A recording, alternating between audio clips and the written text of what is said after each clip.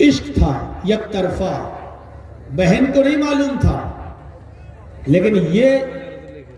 اس کا عاشق ہو چکا تھا اور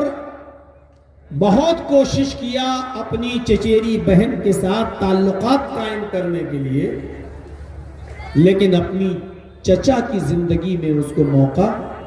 نہیں ملا۔ اس کے چچا کا انتقال ہو گیا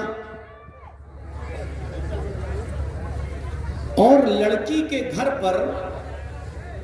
فقر و فاقہ کے حالات پیدا ہو گئے، غریبی آ گئی، فاقے ہونے لگے، بھوک مری کی نوبت آ گئی۔ اس نے سوچا کہ میرا بھائی، چچیرا بھائی پیسوں والا ہے، امیر ہے، دولت مند ہے، وہ میری اس غریبی میں ضرور میرے کام آئے گا، چلے ذرا اپنے بھائی سے کچھ مدد مانگے، تعاون لیں۔ رشتہ تھا ہی۔ یہ چچیری بہن اپنے چچیرے بھائی کے پاس جاتی ہے اور کہتی ہے، یا ابن عم، آئے میرے چچا کے بیٹے، تم تو جانتے ہو کہ میرے باپ کے انتقال کے بعد میرے اوپر کتنی آفتیں آئیں، کتنی پریشانیاں آئیں، کتنی مشکلوں کا سامنا ہمیں کرنا پڑا، اور آج یہ حالت ہے کہ ہم اور ہمارے گھر والے، چھوٹے چھوٹے بھائی بہن سب بھوک سے بلبلا رہے ہیں، تڑپ رہے ہیں۔ فاقے کی نوبت آ گئی، اگر تھوڑا بہت تعاون تم کر دو، کچھ مدد کر دو تو اللہ کے یہاں تمہیں اس کا انعام ملے گا۔ اس چچیرے بھائی نے موقع بہتر سمجھا اور اپنے دل کی بات کہہ دی۔ کہا، آئے میری چچا کی بیٹی، میں تمہارا عاشق ہوں، میں تمہیں بہت پسند کرتا ہوں، لیکن اپنے چچا کی زندگی میں تم تک نہیں پہنچ سکا، آج تم مجبور بھی ہو اور میں اس قدر طاقت بھی رکھتا ہوں کہ میں تمہاری مدد بھی کروں، لیکن جو کام میں اپنے چچا کی زندگی میں نہ کر سکا وہ کام میں اب کرنا چاہتا ہوں، اگر آج رات میرے پاس آنے کا وعدہ کرو تو میں تمہاری کچھ مدد کروں۔ یہ کوئی کہانیوں کی کتاب کا واقعہ نہیں ہے، یہ بخاری کی حدیث کا واقعہ ہے، امام بخاری اس کو درج کرتے ہیں۔ اس لڑکی نے تھوڑا سوچا اور سوچنے کے بعد اس کی نظر اپنے چھوٹے چھوٹے بھائیوں پر، بہنوں پر پڑی، ان کی بھوک پر گئی، سوچنے لگی کہ اگر آج کی رات میں اس کے ساتھ سو جاتی ہوں اور یہ میرے جسم سے کھیل کر میری مدد کر لیتا ہے تو میرے چھوٹے چھوٹے بھائی بہنوں کا پیٹ پل جائے گا، ان کے پیٹ کی آگ کو بجھانے کے لیے یہ حامی بھر لیتی ہے کہ ٹھیک ہے، میں وعدہ کرتی ہوں کہ رات میں تمہارے پاس آ جاؤں گی۔ نبی اکرم نے فرمایا کہ اس کے بعد اس آدمی نے، اس لڑکے نے اس کی مدد کی اور وہ کچھ درہم لے کر، کچھ اشرفیاں لے کر وہ گھر چلی جاتی ہے، اپنے چھوٹے چھوٹے بہن بھائیوں کو کھلاتی ہے، پلاتی ہے، گھر میں جو بیمار تھا اس کا علاج کرواتی ہے، اور جب دیکھتی ہے کہ رات میں سب سو گئے تو اپنے وعدے کے مطابق اپنے چچیرے بھائی کے پاس چلی آتی ہے۔ اس نے دروازے کو دستک دی، وہ انتظار میں بیٹھا تھا، آگے بڑھ کر اس نے دروازہ کھولا،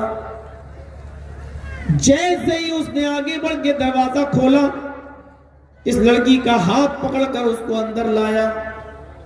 لیکن دیکھتا ہے یہ کانپ رہی ہے، یہ تھرا رہی ہے، یہ لرز رہی ہے۔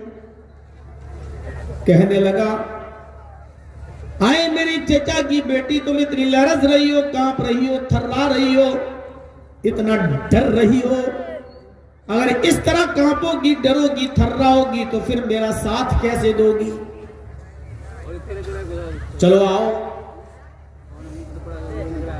ہم ایک لمبی مدت سے تمہارے مشتاق تھے، ایک لمبی مدت سے تمہارا انتظار میں تھے، آج موقع ملا ہے۔ جیسے اس لڑکی کا ہاتھ پکڑ کر اپنی طرف کھینچتا ہے، اس لڑکی نے اس کے ہاتھ کو ہٹاتے ہوئے کہا اتق اللہ یا ابن عم۔ یہ ہے بخاری کے الفاظ، اتق اللہ یا ابن عم، اے میرے چچا کے بیٹے اللہ سے ڈر جا۔ جو چیز میں ابھی آپ کے سامنے بتانا چاہ رہا ہوں، مومن کون ہوتا ہے؟ جتنے بیٹھے ہیں سب مسلمان ہیں، سب مومن ہیں ماشاءاللہ۔ اس واقعے کی روشنی میں اپنے گریبانوں کے بٹن کھول کر اب گریبانوں میں جھانکنا، کیا مومن لگ رہے ہیں؟ یا ابن عم، آئے میرے چچا کے بیٹے اللہ سے ڈر جا، میری اس سیل کو مت توڑ جس کو اللہ نے تیرے لیے حرام قرار دیا ہے۔ میں کسی اور کی امانت ہوں، میرا تیرے ساتھ نکاح نہیں ہوا ہے، تو اس مہر کو مت توڑ جو میرے لیے اور تیرے لیے جائز نہیں۔ اللہ سے ڈر جا، آج تو پہلا مرد ہے جو مجھے ٹکٹکی باندھ کر اپنی آنکھوں سے دیکھ رہا ہے، ورنہ میرے خوبصورت اور حسین و جمیل چہرے کو آسمان کی نگاہوں نے بھی نہیں دیکھا۔ ڈر جا اللہ سے۔ جہنم کے فرشتے ہمارے انتظار میں ہوں گے، قبر کے فرشتے ہمارے انتظار میں ہوں گے۔ اے میرے چچا کے بیٹے اللہ سے ڈر، دل سے جو آہ نکلتی ہے وہ اثر رکھتی ہے، پر نہیں طاقت پرواز مگر رکھتی ہے۔ اس نے دل کی گہرائیوں سے یہ جملے کہے تھے کہ اللہ سے ڈر جا۔ یہ اللہ سے ڈرنے والا تیر اس کے بھائی کے سینے میں ایسا چبھا کہ وہ زخمی ہو گیا اور اللہ سے ڈرنے لگا، کانپنے لگا، تھرانے لگا اور کہنے لگا آئے میری چچا کی بیٹی، تو ایک کام پر اتنا ڈر رہی ہے، حالانکہ وہ کام تو نے کیا بھی نہیں، ابھی تو نے وہ غلط کام کیا بھی نہیں، پھر بھی اتنا ڈر رہی ہے۔ میری تو ساری زندگی گناہوں میں گزر گئی، میرا کیا ہوگا؟ جا، میں نے تجھے نظر انداز کر دیا۔ اے میری چچیری بہن، تو نے آج تک کوئی گناہ نہیں کیا ہے، میں تجھے کسی گناہ میں نہیں ڈالنا چاہتا، جا، میں نے تجھے چھوڑ دیا، اور جو رقم تجھے دی تھی، جو تیری مدد کی تھی، تعاون کیا تھا میں نے تیرا، وہ میں معاف کر رہا ہوں، تو مجھے مت لوٹانا، وہ قرض نہیں ہے، جا۔ جب وہ جانے لگی تو اس کا چچیرا بھائی کہتا ہے کیا ہے میری بہن، کل قیامت کے دن جب اللہ کے ہاں میرا حساب و کتاب لیا جائے اور مجھے جہنم میں ڈالا جائے کیونکہ میں گناہگار ہوں، تو اس وقت تو اللہ کی عدالت میں کھڑی ہو کر اتنا کہہ دینا کہ آئے اللہ، جب میں نے تیرا نام اپنے بھائی کے سامنے لیا، اتق اللہ یا ابن عم، جب میں نے یہ کہا کہ اللہ سے ڈر جا، تیرا نام لیا تو یہ ڈر گیا، یہ کانپ گیا، یہ تھرا گیا، یہ لرز گیا، اور تیرے خوف سے اس نے میرے قریب آنے کا ارادہ ترک کر دیا اور مجھے چھوڑ دیا۔ شاید تیری گواہی کی وجہ سے اللہ مجھے معاف کر دے اور مجھے جہنم سے نجات دے دے۔ میرے بھائیوں، اس واقعے کی روشنی میں ہم ذرا اپنے گریبانوں میں جھانک کر دیکھیں، ہم بھی مسلمان ہیں، ہم بھی اپنے آپ کو مومن کہتے ہیں، اور یہ ہمارا ایمان ہے کہ جلسوں میں آنے کے بعد بھی اپنی گرل فرینڈوں سے موبائل پر بات کرنا بند نہیں ہوئی ہے، یہ ہمارا بھی ایمان ہے۔